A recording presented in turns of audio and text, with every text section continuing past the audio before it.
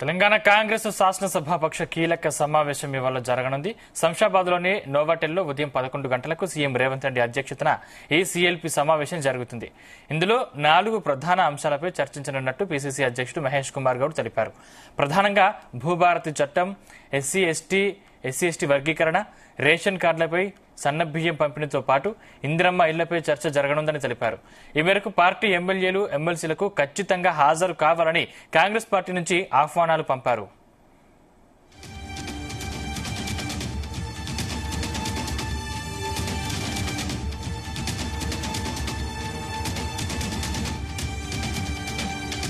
ఈ సన్నబియ్యం, భూభారతి, ఎస్సీ వర్గీకరణ, ఇందిరమ్మ ఇల్లు, బీసీల రిజర్వేషన్ పైన రేపు కాంగ్రెస్ లెజిస్లేటర్ పార్టీ సమావేశం ఉదయం 11 గంటలకు జరగనుంది. ఎయిర్పోర్ట్ వద్ద గల నోవాటెల్ హోటల్లో రేపు 11 గంటలకి కాంగ్రెస్ లెజిస్లేటర్ పార్టీ సమావేశం. ఈ 4-5 అంశాల మీద చర్చ. ఇంత బృహత్తరమైన కార్యక్రమాలు తీసుకున్న దృష్ట్యా మా శాసనసభ్యులు, శాసనమండలి సభ్యులు, పార్లమెంటు సభ్యులు, కాంగ్రెస్ శ్రేణులంతా కూడా ఈ బృహత్తరమైన కార్యక్రమాల్ని ప్రజలకు తీసుకునే విధంగా చర్చ ఉంటుంది. ఈ సమావేశంలో శాసనమండలి సభ్యులు, శాసనసభ్యులు, పార్లమెంట్ సభ్యులు పాల్గొంటారు. ముఖ్యమంత్రి, మంత్రులు అందరూ కూడా పాల్గొంటారు.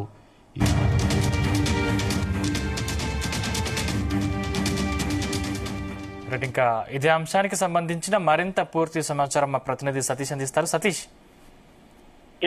సందీప్, ఈరోజు ఉదయం శంషాబాద్ లోని నోవాటెల్ హోటల్లో 11 గంటలకు సీఎం రేవంత్ రెడ్డి అధ్యక్షతన సిఎల్పీ సమావేశం కూడా జరగనుంది.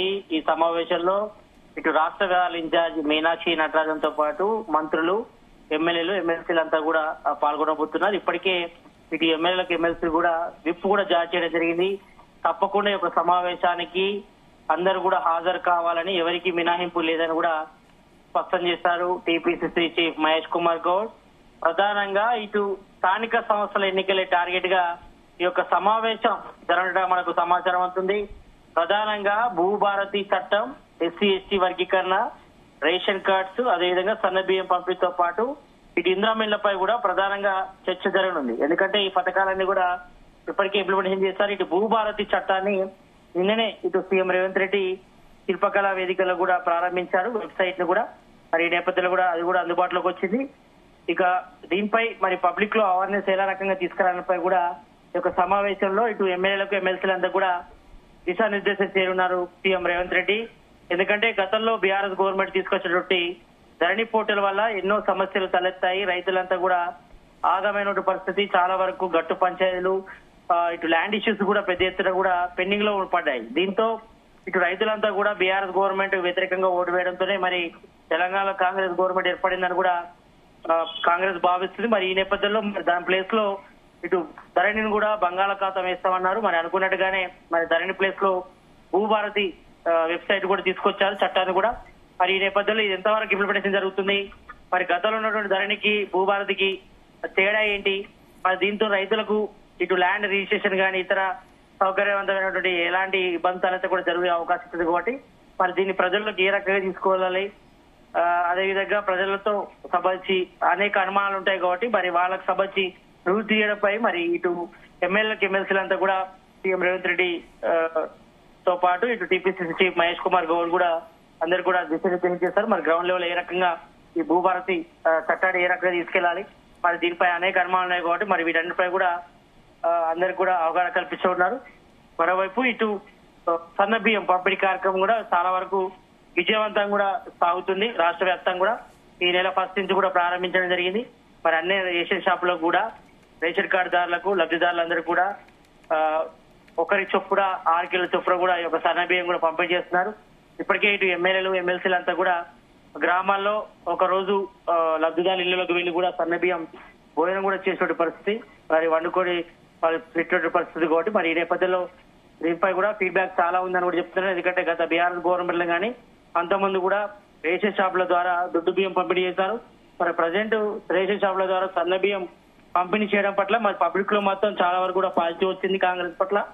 మరి దీన్ని ప్రజల్లోకి ఏ రకంగా ప్రచారం తీసుకురావాలి, ఏ రకంగా ముందుకెళ్లాలి, ఇటు కింది స్థాయి క్యాడర్ అప్రమత్తం చేయడంతో పాటు రాబోయే స్థానిక సంస్థలే టార్గెట్ గా కూడా దీనిపై పెద్ద ఎత్తున కూడా ప్రచారం చేయాలని కూడా భావిస్తున్నారు. ఎందుకంటే ఇప్పటికే ఇటు కాంగ్రెస్ సోషల్ మీడియా చాలా వీక్ అవుతుంది, మరోవైపు బీఆర్ఎస్ సోషల్ మీడియా హావా కూడా సాగుతుంది. కాబట్టి మరి ఈ నేపథ్యంలో మరి పబ్లిక్ లోకి అవేర్నెస్ తీసుకురావడం, మరి పథకాలు ఇంప్లిమెంటేషన్ ఏ రకంగా జరుగుతున్నాయో కూడా ప్రధానంగా చర్చిస్తున్నారు. ఇక మరోవైపు ఎస్సీ ఎస్టీ వర్గీకరణ కూడా నిన్ననే జీవో కూడా తీసుకొచ్చారు. సెక్రటరియట్ లో ఇటు SC ST sub committee chairman Uttam Kumar Reddy కూడా జీవో కూడా విడుదల చేసిన నేపథ్యంలో మరి ఇప్పటికే ఇటు ఎస్సీ వర్గీకరణ సంబంధించి కూడా 3 వర్గీకరణ చేశారు, ఏబీసీ వర్గీకరణ చేశారు కూడా. మరి దీంతో ఇటు మాదిగలకు మాలలకు మధ్య సామరస్యం తీసుకురావడంతో పాటు అదేవిధంగా అన్ని కులాలకు సంబంధించి కూడా ఇప్పటికే రిజర్వేషన్ ప్రకటించడం జరిగింది. మరి తెలంగాణ కాంగ్రెస్ గవర్నమెంట్ వస్తే ఎస్సీ ఎస్టీ వర్గీకరణ చేస్తామని చెప్పారు, మరి అనుకున్నట్టుగా చేయడం జరిగింది.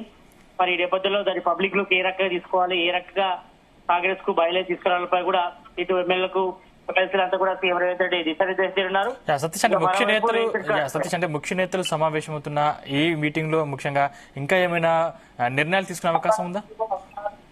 స్థానిక సంస్థలే టార్గెట్ గా ఈ సమావేశాన్ని అయితే నిర్వహిస్తున్నట్టు తెలుస్తా ఉంది. ఎందుకంటే ఇప్పటికే దాదాపు 1.5 year అవుతుంది స్థానిక సంస్థలు జరగక. ఎందుకంటే ఇప్పటికే ఇటు రూరల్ లో కూడా ప్రత్యేక అధికారుల పాలన కూడా కొనసాగుతుంది, ఎంఆర్ఓ అధికారుల పాలన కూడా. కాబట్టి మరి ఇప్పటికే సర్పంచ్ ఎన్నికలు నిర్వహించాల్సిందే. మరి ఈ మధ్య కాలంలో ఇటు ఎమ్మెల్సీ ఎన్నికలు రావడంతో సర్పంచ్ ఎన్నికలు కొంతవరకు డిలే అయ్యాయి.